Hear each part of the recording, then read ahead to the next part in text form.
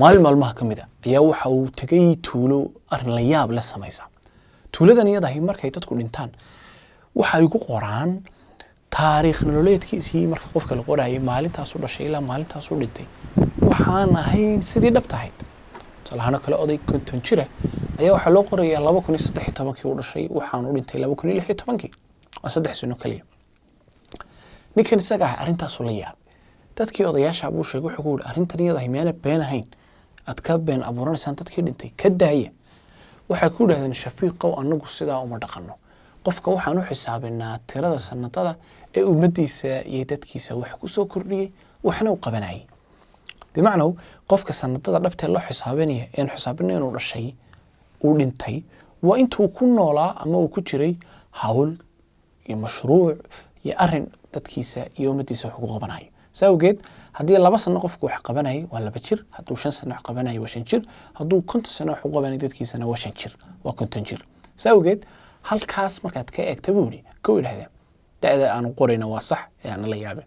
نكاي سجى كل مركان مالتها أنا حتى مالتها أنت واحد يقول القرطان مالنتي ولا شيء إلى مالنتي وأنت وحقبتي مجرته وأنا إبر شر وي وحلا عليه حجرها بيراتي مجرته sheekadan iyadahay waxa buugiisa ku bilowday ninka loo yaqaan Mish'al al-Falahi waa nin buugaag aad u fiican qorxiisa leh hab qoraalkiisu wanaagsan inta badan wuxuu xoog iyo awood u saara arrimaha horumarinta qofka iyo sidii qofku uu noqon lahaa qof mudakar ah oo horumarsan wax badan ay u dhisan yihiin buugeenu maanta falanqayntoona wax badan aynu ka qaada dhigi doona waa buugga loo yaqaan mashruuc al-umr oo macnaheedu yahay tan Soomaaliga ugu soo dhaweeyay waa mashruuci nolosha weey waa mashruuc aad u nooshahay xoog iyo awood aad saaraysid inta aad nooshahay حقي أنا تجين أما أنا دمنوي بوجن سجى فكرة سواء كسر رأسه إنه قفكو ويش مشروع شوديس يحوكيس مرة كقر حتى العكتيس وقليو سي ومتي سيدتكي سيدلكيس وحقوق قفته فكرة أصلا رنتي وفكرة عد ولا بقى يتعشى لكن قف ولا بقى وقرنين ماشي لقى بلا بقال كان سجى واحد بطبق كبرتونا يكفي هناك بوجن سجى نك قراج وحكوب لو قفك مسلم كائن يتهي إنه مشروع هذا waxa uu inoo sheegaya waana sida quraanka Ilaahay nagu tilmaamay in insaanka loo keenay adduunkan inay camiraan waxayna ku camirnaa amal wanaagsan oo saalix oo suuban oo Ilaahay raalina ka noqonay amalkaasi mar wuxuu noqonayaa cibaado marna wuxuu noqonayaa acmaashi caadiga ah ee sameeynay hase hatta waxaynu base iyo sal aynu ka dhigaynaa diinteena islaamka marka cimaarada dhulka waxay noqonaysaa iyo camiritaanku inaynu dhulkan ku camirno wax kasta oo wanaagsan oo diinteenu nafartay dhiirigelisay amaba ay inoo gashay oo ay inoo banaysay ساو كده إن مشروع عاد نشاط كيالته وحيسوه سكرس عمارة دولك نكان قراجي وحادي هذا بنوح محسنية إن قفك مسلم كي أنا نلشي ستر سنين با إلا يقفك مشروع بلعبه وحشي جاية إن قفك وليه هلا بدل الشو مالتها دلتيد عادي أدب دلتيد الولادة الطبيعية هو إذا كومشو يما أنت أتفكر أدلتي ما ديت طلت كاكي ومدة أدو حكا جبت ليست وحنوش جاية إن تاريخه أنا شيء حسين مو يعني dadkii mashaariic ka tagay ama dadkaasi aan noqdaan nabiyadii ridwaan alayhim salaatu wassalaam saxaabadii u hiilisay nabiyada siyaasiyiintii afkaar siyaasiya la yimid qoraayadii culimadii dadkii wax fikir iyo dadkooda wax ku soo kordhiyay mooyaane cid kale taariikhdu ma sheegto sababkeeda taariikhda goob ku yeelataana waa muhiim laakiin waxa ka weyn waxa soo dhan in qofku muslimku wax kasta uu sameeyo Ilaahay subhanahu wa ta'ala ugu dhawaado inagu taariikhda iyo waxaasi nuguma weyn waxa nagu weyn maxay baan dhigtay xagga dambe ee qiyaamaha si Ilaahay subhanahu wa ta'ala ugu abaal mariyo jannana aan ugu goosto ugu dambeyn wuxuu sheegayaa dad fara badan oo arintayada wax ka yiri laakiin waxa runtii aan dhaafi kari waayay kelmadda xikmadda leh oo qorayninka loo yaqaan Ali Tantawi waa sheekh weyn oo qoraaya runtii xikmadiisuna badan tahay ayaa wuxuu sheegay in cimriga aan lagu qiyaasin bituul siniin sanadada لقوم قياس عمرك waxa lagu qiyaasaa بعرض الأحداث maxaa dhacdooyin ku qabsoomay maxaa guulay hirgelisay maxaa ku qabsoomay maxaa dadkaaga uga tagtay waxa cimriga lagu xisaabiyo sawgeed inta aad soo duubno waxa muhiim ah inuu qofku cimrigiisa intuu nool yahay inuu mashruuc sameesto waa muhiim laakiin waxaad weydiin kartaa mashruucaad ka sheekeynaysaa waa maxay qaybtan damban kaga waramay mashruuc marka ka hadlay waxa loo jeedaa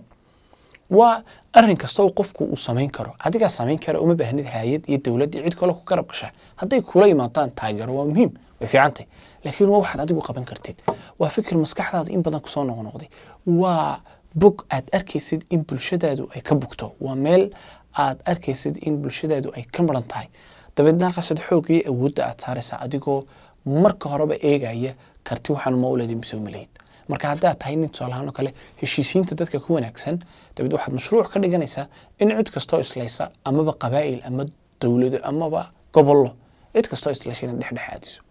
haddii aad ku wanaagsantahay wacdiga iyo waanada waxaad xooggaaga iyo mashruucaaga aad ka dhiganaysaa wacyigelinta dadka. haddii jeebkaagu uu furan yahay deeqsina aad tahay bulshadaadana aad aragtay in halkaas ay ka maran tahay aqoontaadan ganacsiyeed ee aad taqaanidba dadka baraysaa dad badanna waad soo kicinaysaa ganacsato adoo kala ah. marka fikraddu waxaad qaban kartaa maskaxdaada maxaa ku warwareegaya dalool bulshadaada maxaad arkaysaa adigu aad awoodi kartaa kaasaa mashruuc loo yaqaan. haddii aan tusaale ku siiyana bulshadeena markaad meel kasta aad ka egto meel walba mashruuc baad ka samayn kartaa. waxbarashada intaasoo mashruuc baad ka samayn kartaa,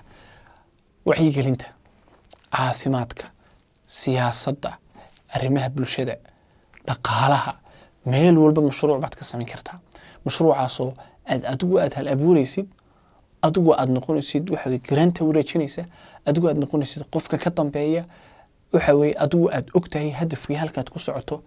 kaas waad ka samayn kartaa. waanay fududahay runtii, meel kastood gacanta u qaadana waad ka helaysaa. way bulshadeenoo bulshadihiin boqolaal waxa weeye galdaloolood iyo ceebood baynu leenahay. cid wal oo meel maanta inoo gufaysana aad iyo aad baynu ugu baahi qabnaa. waxaa muhiim ah markaad doonayso inaad mashruuc samayso waa in marka horeba ay ku cad tahay hadafka guud. marka haddii aad doonayso tusaale ahaan oo kale mashruuc waxbarasheed waa in hadafkaagu noqdaa tusaale ahaan oo kale waa in aan bulshadeeda aan ka saaraa jaahilnimada ay jaahilka ka yihiin luqadda carabiga, waa mashruuc. amaba xisaabta amaba englishka ama maadooyinka jaamacadaha qaar ka mid amaba waxa weeye akhriska iyo qoraalka. marka hadaf guud ood yeelataa waa inuu marka hore u jiraa.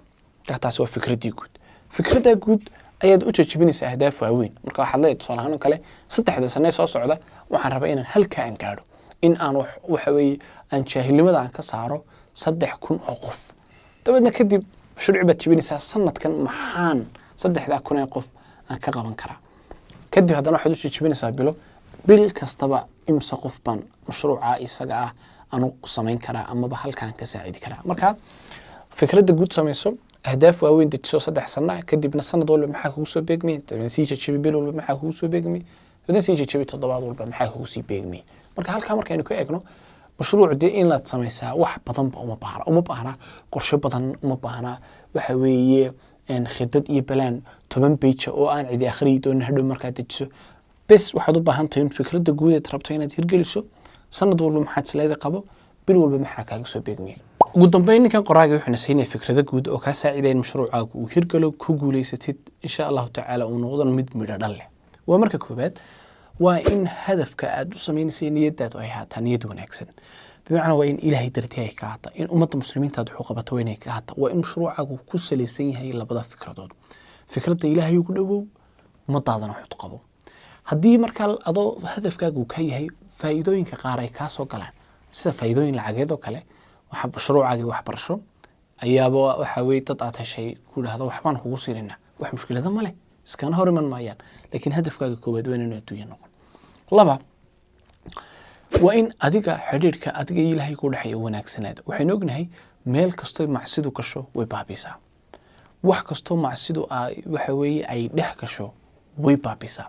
saa awgeed ku dadaal in xidhiidhka adiga ilaahay ku dhaxeeya wanaagsanaado oo waxa weeye aad noqoto qof ilaahay ku xidhan dikri ahaan, duca ahaan, salaad ahaan, iimaan ahaan. arrintaasina waxay markaa barako ay ku daadanaysaa camalkii mashruucaad haysay ee ummadaada aad ugu qabanaysay. intaa markaan ka imaado mashruucaagu wuxuu u baahan yahay xirfado fara badan. waxaad u baahan tahay mar walba arrimo aad baratid si aad guul aad u gaadho. marka waxaa loo baahan yahay markaa iyada ahna in aad u barato mashruucaaga wax kastoo xirfada oo kuu horumarinaya. haddii markaa wax duubista amaba kombyuutarka amaba riboodada sida loo diyaariyo ama xayeysiisyada sida loo sameeyo arrimahaas uu mashruucaagu u baahan yahay dee waxaa muhiim ah inaad barato, cid kale ha uga daba fadhiisanin. baro oo adigu arday u noqo mashruucaagu sidii uu horumari lahaa. intaa markaan ka imaado ugu dambeyn markaad hadaf gaadho ama yoolalkii aad dejisateen wax ka mid ah wax ceebo ku jirtaa ma jirto inaad dabaal degto, inaad farxad muujiso, inaad dadkaa tusto inaad hore u socotay. arrintaa iyadahina naftaadana dhiirigelin bay u tahay, cidda kula shaqaysana dhiirigelin bay u tahay, dadkii kalena way ku arkayaan inay hawli qabsoontay horena loo socdo. muuqaalkan isaga marka la isku soo duudubo fikraddiisa waxay ahayd sidee mashruuc loo sameeyaa, sidee loo hirgeliyaa iyo sidee guul looga gaadhaa. insha allahu tacaala waxaan rajeynayaa wax badan aad ka faa'iiday. buugga laftiisa haddaad akhridana faa'iidooyin intaa ka badan baad heli doontaa. intaynu muuqaalkan ka xigay sugu imanayna sidaas. Assalaamu calaykum waraxmatullaahi tacaala wabarakaatu.